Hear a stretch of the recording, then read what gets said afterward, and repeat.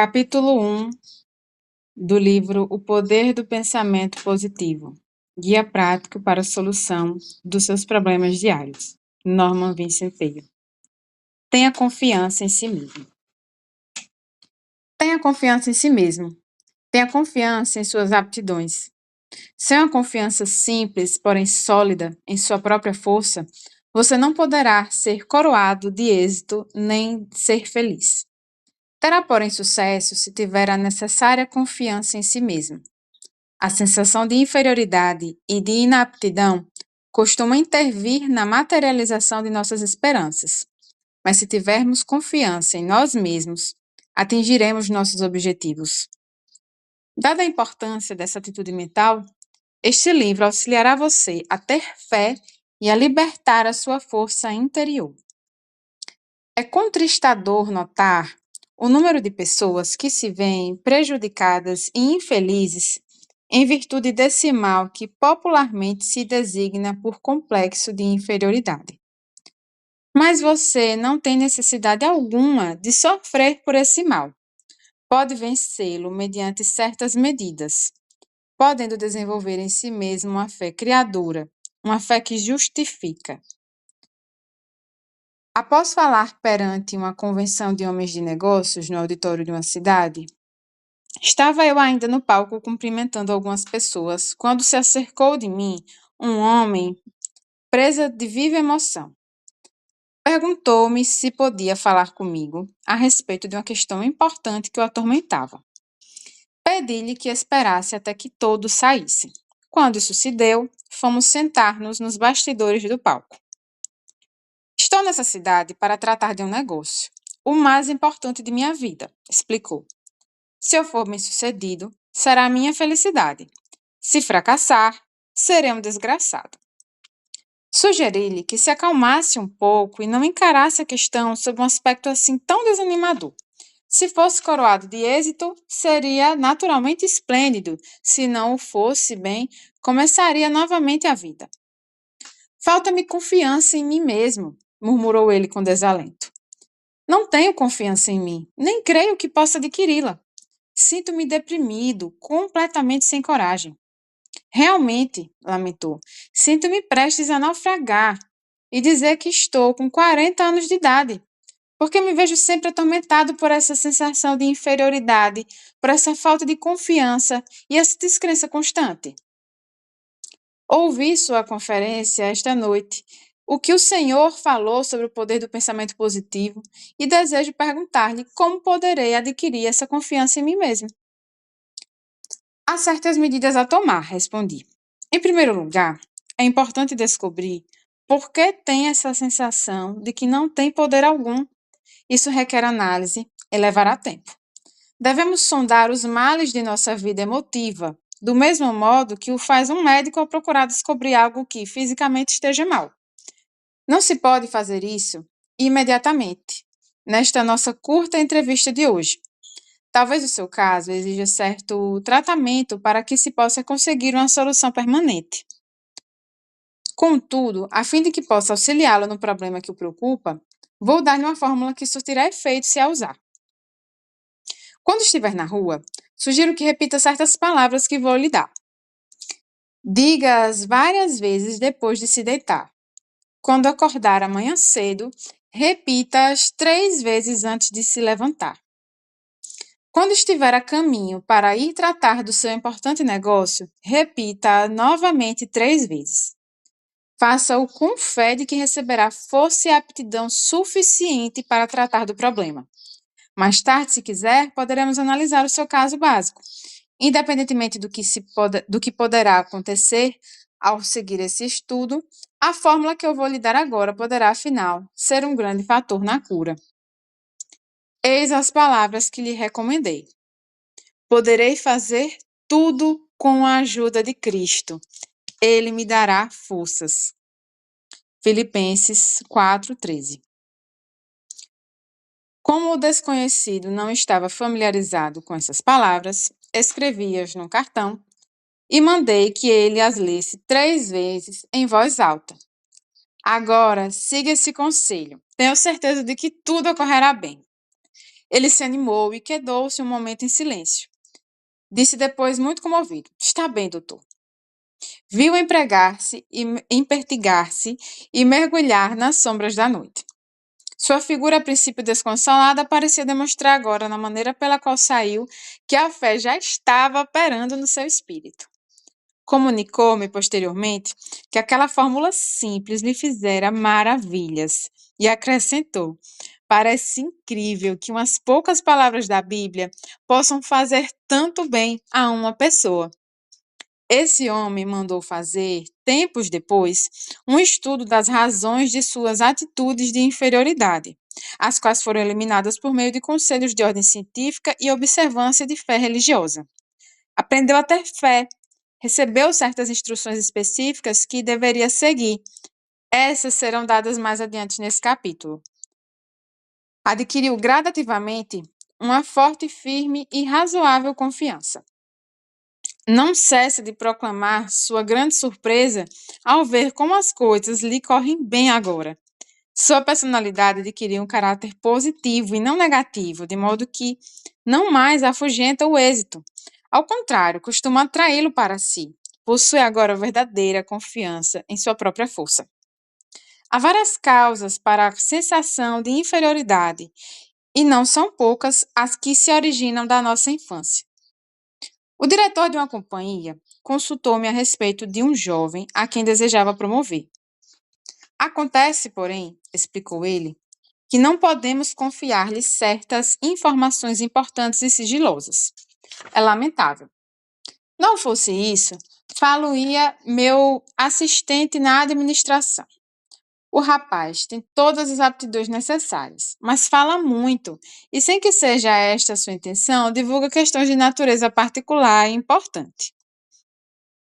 Tendo feito uma análise, descobri que o jovem falava muito simplesmente devido a uma sensação de inferioridade, e para compensá-la, sucumbia à tentação de alardear o que sabia. Ligara-se a homens mais ou menos bem instalados na vida, que haviam cursado universidades e faziam parte de associações. Ele, no entanto, havia sido criado na pobreza. Não cursara uma universidade e não era membro de associação alguma. Sentia-se, assim, inferior aos companheiros, tanto em cultura como em posição social. Para fazer figura no meio deles e realçar seu amor próprio, seu subconsciente, que sempre procurava promover um mecanismo que compensasse, fornecia-lhe os meios para elevar o seu eu. Sabia o que se passava na alta esfera da indústria e acompanhava o chefe a conferências, onde encontrava homens preeminentes e ouvia importantes conversações de caráter particular. Relatava aos companheiros boa parte das informações que não deviam transpirar, com o propósito de fazer com que eles o admirassem e invejassem. Isso servia para aumentar o seu amor próprio e satisfazer seu desejo de ser reconhecido como grande elemento. O chefe, um homem bom e compreensivo, quando percebeu a causa dessa característica de sua personalidade, fez ver ao rapaz as oportunidades a que suas aptidões poderiam conduzir. Descreveu-lhe também como aquela sua sensação de inferioridade fazia com que não pudesse contar com ele em assuntos confidenciais. Caindo em si e observando depois sinceramente a técnica da fé e das orações, o jovem veio a tornar-se um valioso elemento na companhia. Sua verdadeira força tinha se libertado.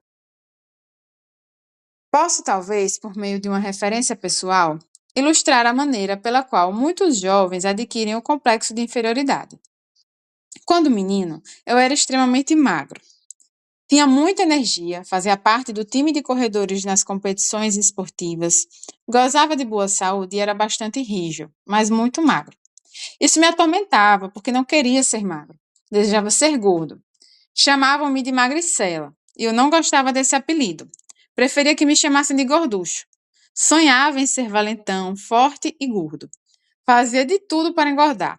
Bebia óleo de fígado de bacalhau, consumia uma grande quantidade de milkshake, sorvete de chocolate com cremes e nozes, bolos e tortas. Mas era como se nada adiantasse.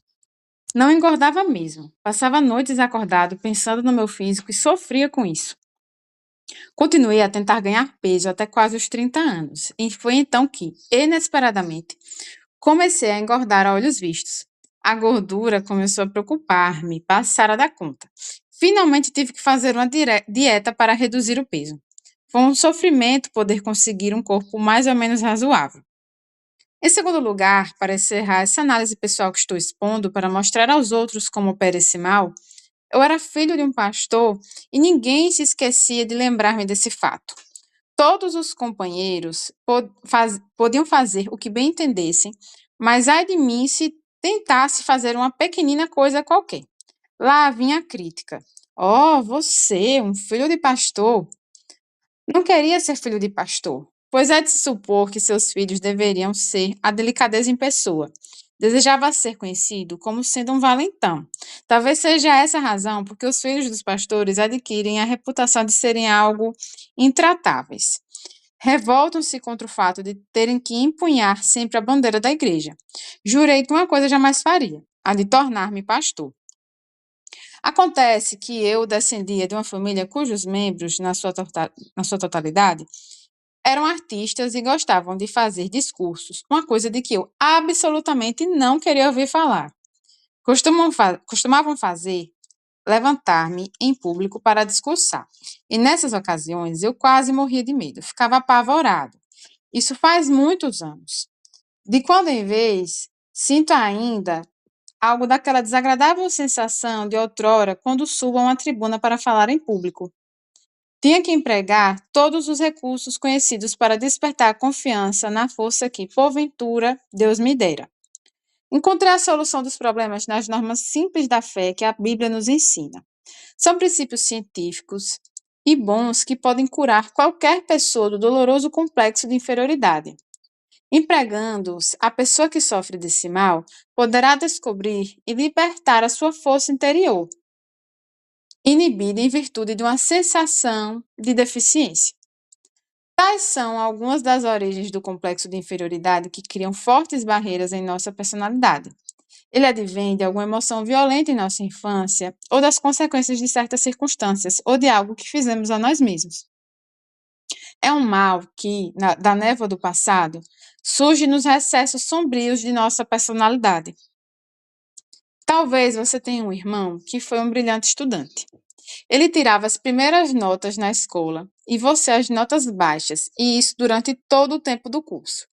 Você acreditou então que jamais alcançaria o mesmo êxito que estava reservado a seu irmão.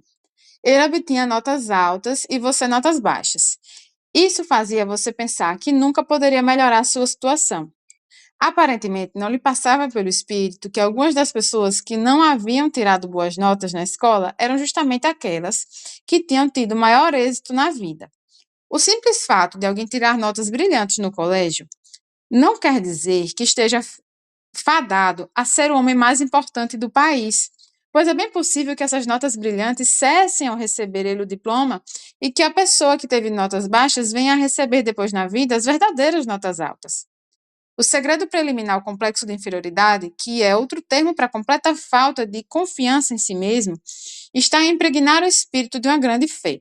Desenvolva sua fé em Deus, e isso o fará ter absoluta confiança em si mesmo. Consegue-se uma formidável confiança em si mesmo por meio de orações, lendo e absorvendo mentalmente a Bíblia e praticando as suas normas. Tratarei em outro capítulo das fórmulas específicas de orações, mas desejo acentuar aqui que é de natureza particular a espécie de orações que produzem a fé necessária para eliminar o complexo de inferioridade. Orações superficiais, formalísticas e rotineiras não são suficientemente poderosas. Perguntaram a uma excelente senhora negra, cozinheira de uns amigos que tenho no Texas, como conseguia vencer as suas dificuldades. Ela respondeu que os pequenos problemas podiam ser resolvidos por meio de orações comuns, mas que quando havia um problema muito grave, tornava-se então necessário fazer muitas orações. Um dos meus mais interessantes amigos foi o finado Harlow B. Andrews, de Saracusa, Nova York. Um dos melhores homens de negócios e um dos mais competentes peritos espirituais que até então conheci. Declarou ele que o mal da maioria das orações está no fato de não serem cumpridas. Aprenda a fazer orações compridas para que possa, com fé, chegar a um resultado. Deus avaliará a pessoa de acordo com a magnitude de suas orações. Sem dúvida, ele tinha razão, pois dizem as Escrituras: De acordo com a tua fé é que receberás. Mateus, capítulo 9, versículo 29.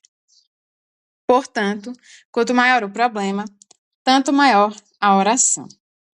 O cantor Roland Ayers citou-me uma frase do avô, um homem que não teve a educação que o neto recebeu, porém cuja sabedoria natural era evidentemente sólida.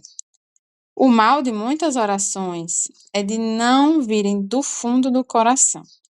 Aprofunde-se em suas dúvidas, temores e inferioridades. Ore muito, faça muitas orações, fazendo-as brotar do íntimo do seu coração, e conquistará uma vital e forte confiança em si mesmo. Procure um competente conselheiro espiritual e deixe-o ensinar-lhe como ter fé. A capacidade de possuir e utilizar a fé e de conseguir a libertação da força que ela proporciona é uma habilidade que, como qualquer outra, deve ser estudada e praticada a fim de chegar à perfeição. No fim desse capítulo, há uma lista de 10 sugestões para se vencer o complexo de inferioridade e desenvolver a fé.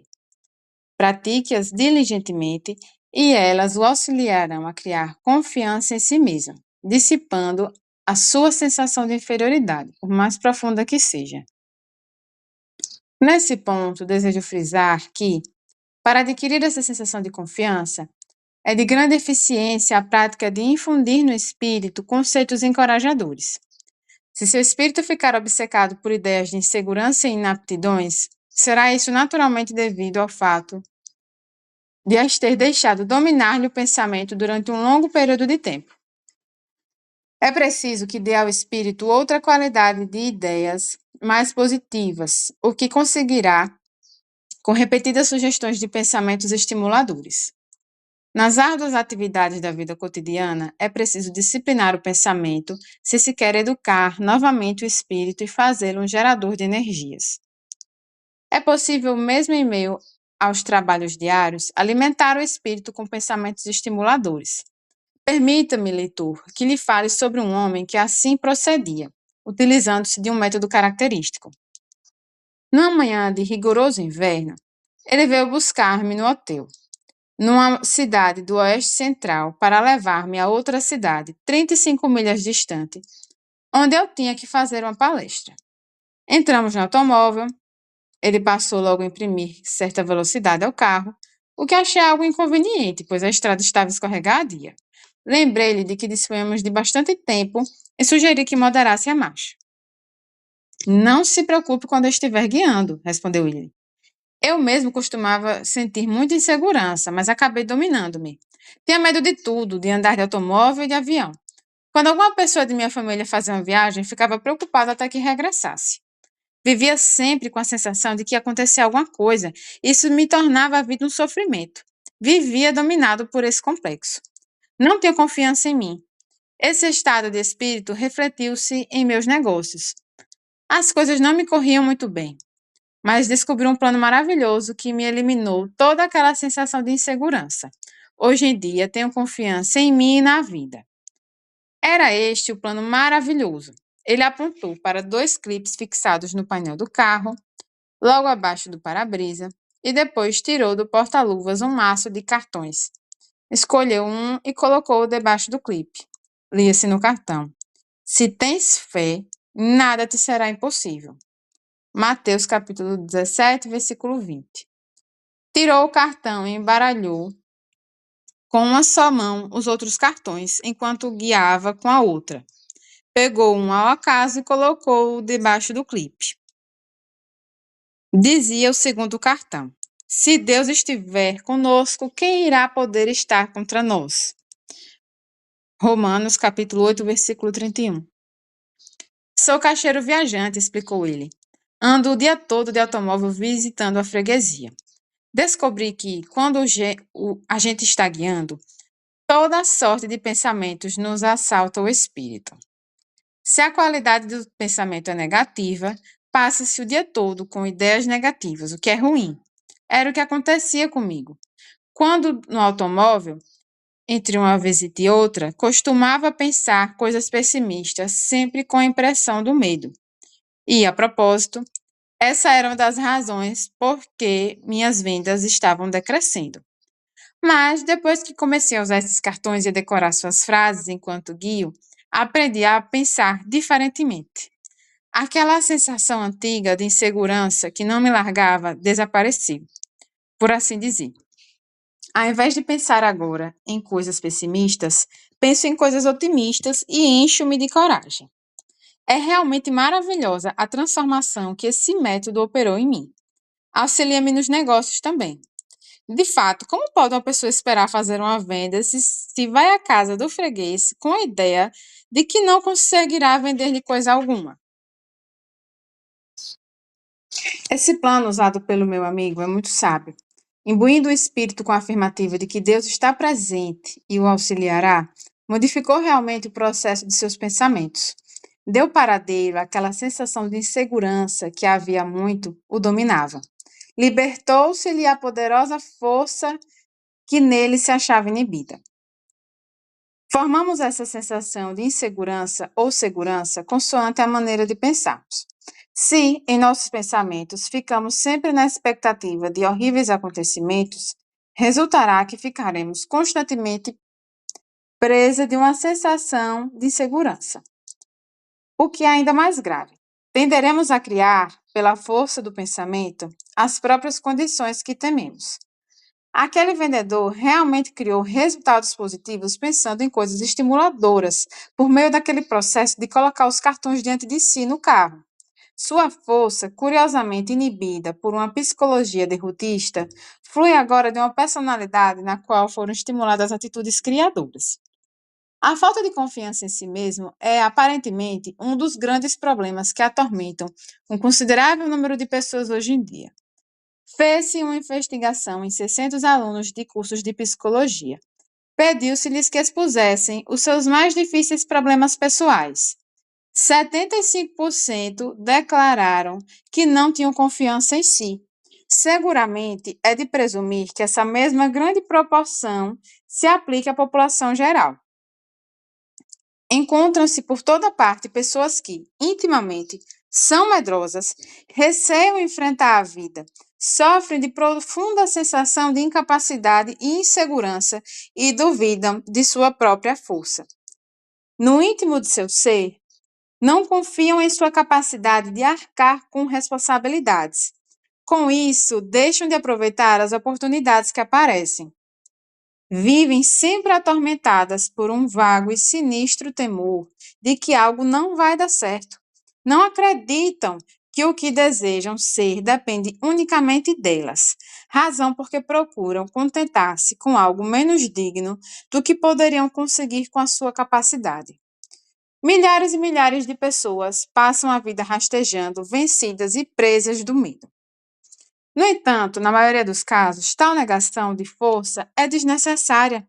Os golpes da vida, a acumulação de dificuldades e a multiplicidade de problemas tendem a solapar as energias e a deixar a pessoa gasta e desencorajada.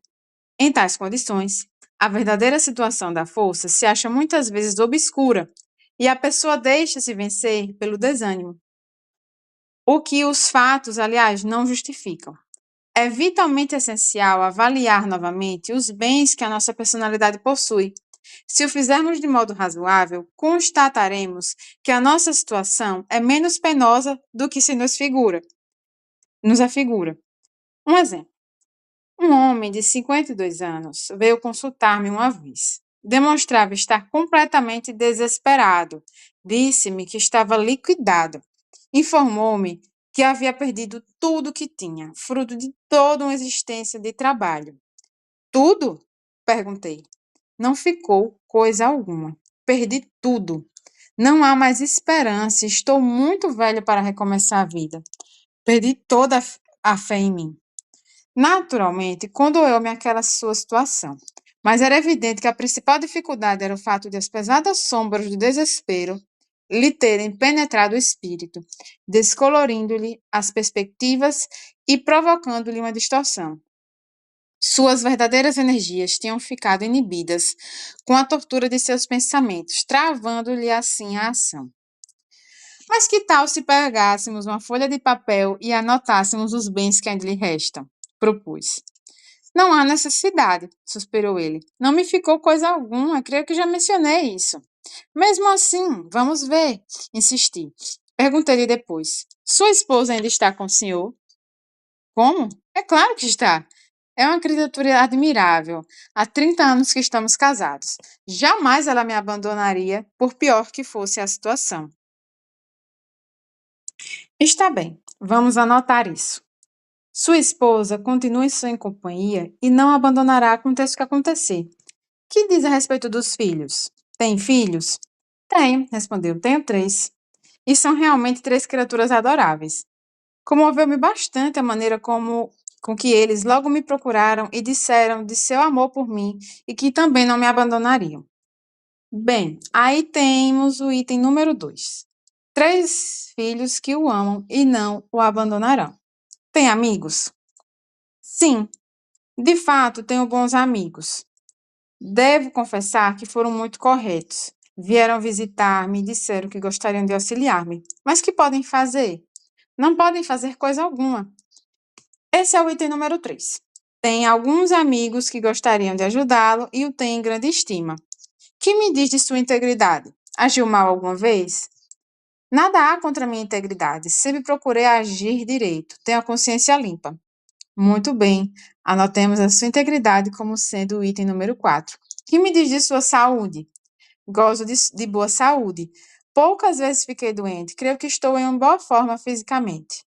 Anotemos isso como sendo o item número 5. Boa saúde. O que acha dos Estados Unidos? Acha que continua ainda em franco comércio e seja o país das oportunidades? Acho sim. É o único país no mundo que eu gostaria de viver. Eis o item número 6. O senhor vive nos Estados Unidos, o país das oportunidades, e está satisfeito de viver aqui. Indaguei depois. E que me diz de sua fé religiosa? Crê em Deus e crê que ele o auxiliará? Sim, não creio que teria suportado tudo isso se não tivesse alguma ajuda de Deus. Agora vamos ver a relação dos bens anotados.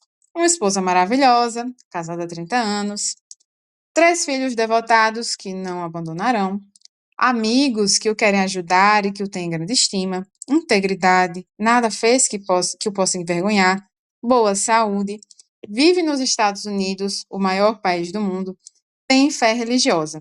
Mostrei-lhe na mesa a folha de papel. Olhe isso. Acho que possui tantos bens. Julgara, pelo que me dissera, tivesse perdido tudo. Ele sorriu meio envergonhado. De fato, não pensei nessas coisas, disse. Isso não me passou pela cabeça. Talvez a situação não seja realmente tão má, declarou positivamente. Quem sabe, talvez pudesse começar de novo a vida, se conseguisse apenas adquirir certa confiança, se pudesse sentir alguma força dentro de mim. Bem, ele compreendeu tudo e tratou de começar a vida novamente. Conseguiu fazê-lo somente depois de ter modificado seu ponto de vista e sua atitude mental.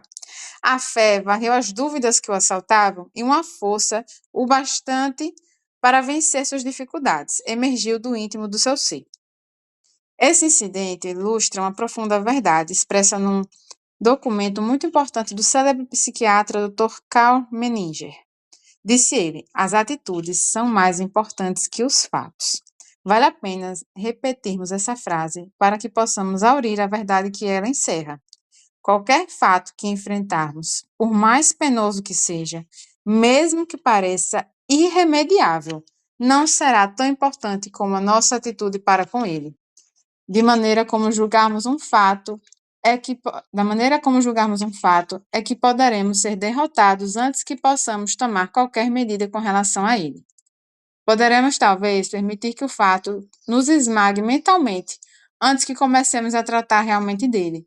Por outro lado, a observância de pensamentos otimistas e animadores pode modificar ou dominar inteiramente o fato. Conheço um homem que é muito valioso para a sua companhia, não por causa de qualquer habilidade extraordinária, porém por causa do fato de ele sempre demonstrar-se possuidor de um espírito animador.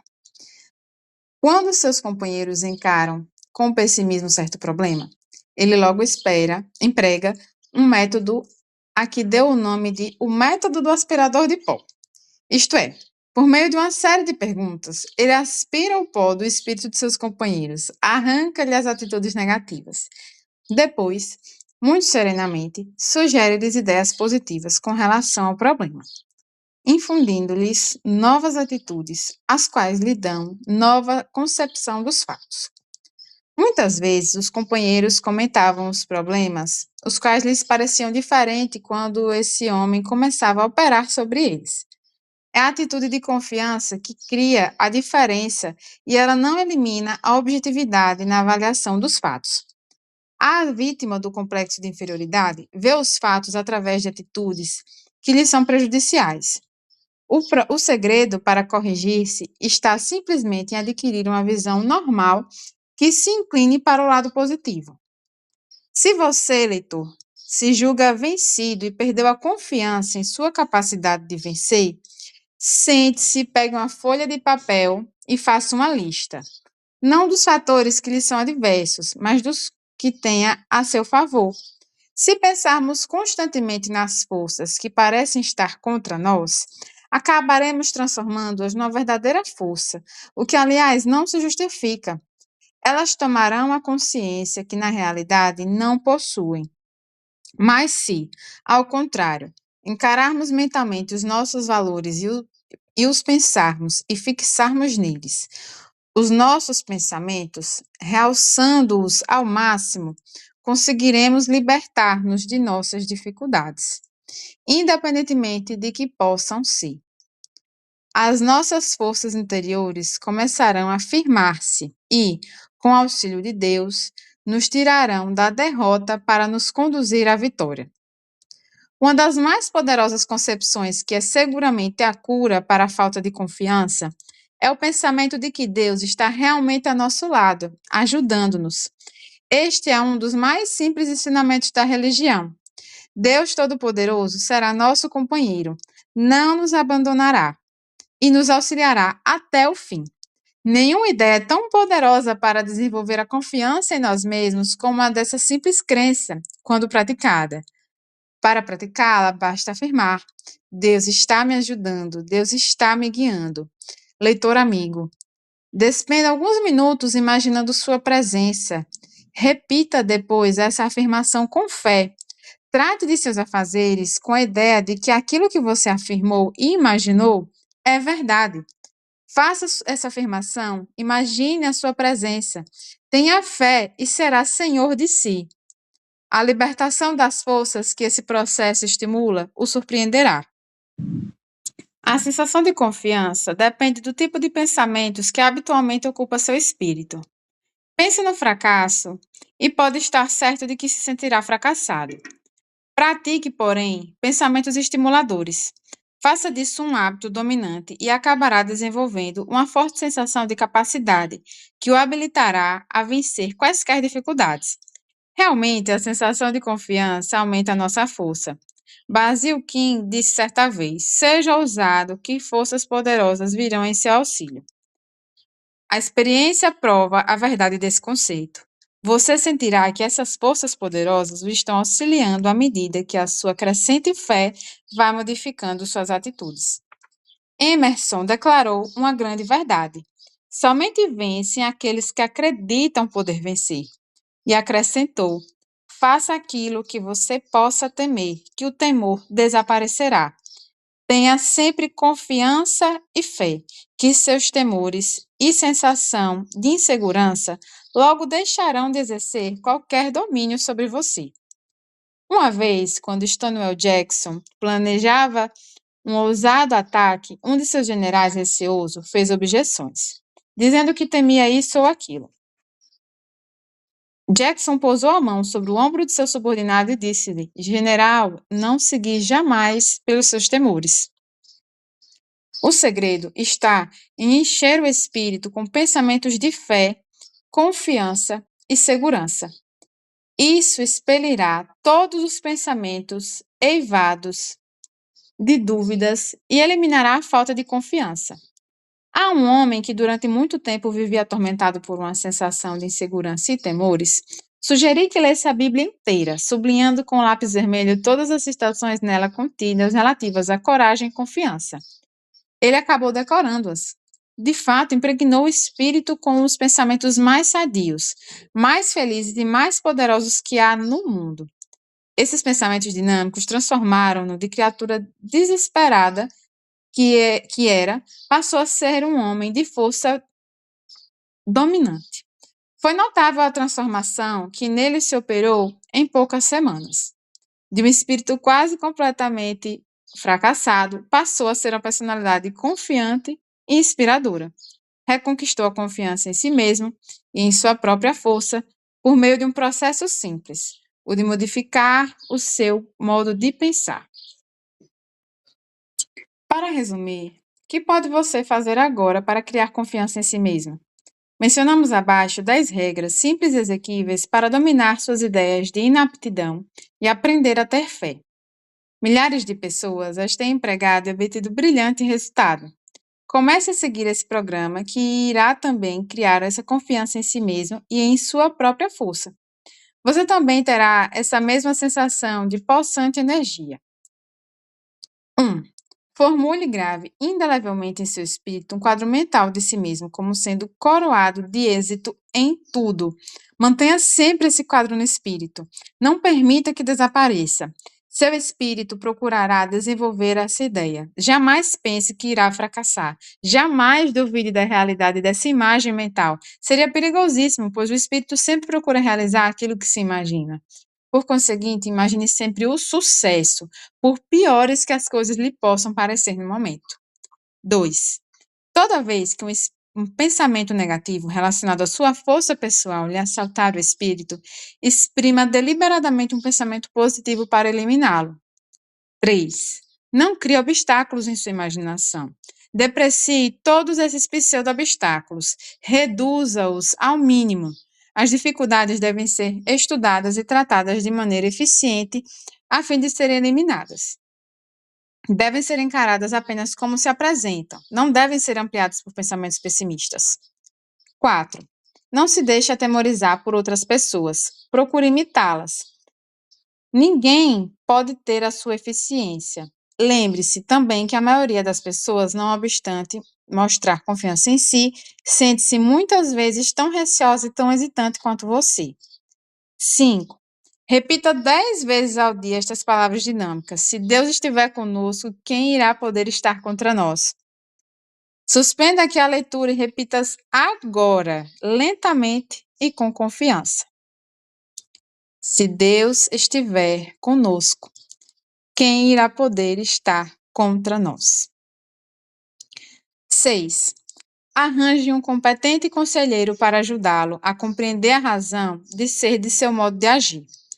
Conheça a origem de sua sensação de inferioridade e indecisões, a qual muitas vezes tem suas raízes na infância.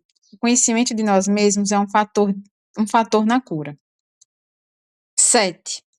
Repita 7 vezes ao dia, em voz alta, se possível, o seguinte versículo: Poderei fazer tudo com a ajuda de Cristo. Ele me dará forças. Repita-o agora. Poderei fazer tudo com a ajuda de Cristo. Ele me dará forças. Esta declaração mágica é o mais poderoso antídoto que existe na Terra para os pensamentos pessimistas. Avalie exatamente a sua própria capacidade e dê-lhe depois 10% de acréscimo. Não se torne egoísta. Trate-se de desenvolver o respeito próprio. Tenha confiança na sua própria força como sendo libertada por Deus. 9. Entregue-se a Deus. Para fazer isto, basta dizer simplesmente: estou entregue a Deus. Creia depois que está recebendo nessa ocasião todas as energias de que necessita. Sinta-as fluindo para dentro de você. Afirme que o reino de Deus está na sua própria alma. Lucas, capítulo 17, versículo 21. Na forma de uma força apropriada para enfrentar a vida. Número 10. Lembre-se que Deus está com você e que nada poderá vencê-lo. creia que está agora recebendo dele toda a força necessária.